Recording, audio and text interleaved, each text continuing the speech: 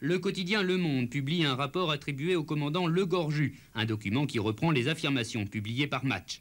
Le général Vidal estime qu'il est de son devoir de se taire. Bernard Ponce assume la responsabilité de toute l'affaire. Le journal Le Monde publie le texte intégral du rapport du commandant Legorju. Le quotidien conteste la version officielle selon laquelle Dianou est mort au combat d'une simple blessure. Je dis souvent que dans les investigations, c'était mon métier d'être un enquêteur, de trouver des secrets qui sont souvent cachés auprès de la police.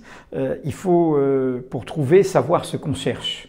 C'est-à-dire qu'il faut avoir une idée du contexte.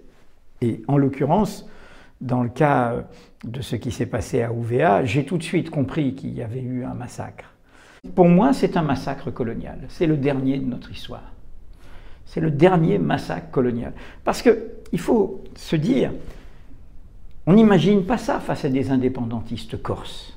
On n'imagine pas ça face à des régionalistes bretons. C'est donc bien qu'il y a derrière, on se l'autorise parce qu'on pense qu'en face, ce sont des inférieurs. C'est le dernier dans notre histoire des massacres coloniaux, à la fois le mode d'opération, les tortures qui ont précédé l'assaut, et l'assaut lui-même, et les corvées de bois qui suivent.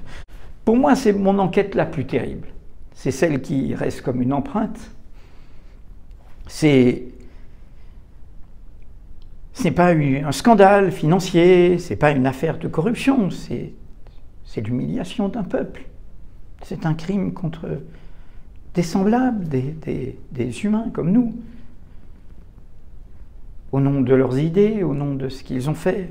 Et ce n'est pas du ressentiment, ce n'est pas de la tristesse, c'est cette émotion qui s'empare de moi, qui est l'émotion de, voilà, comment dire, on peut mieux lutter pour la dignité si on sait comment elle a été blessée.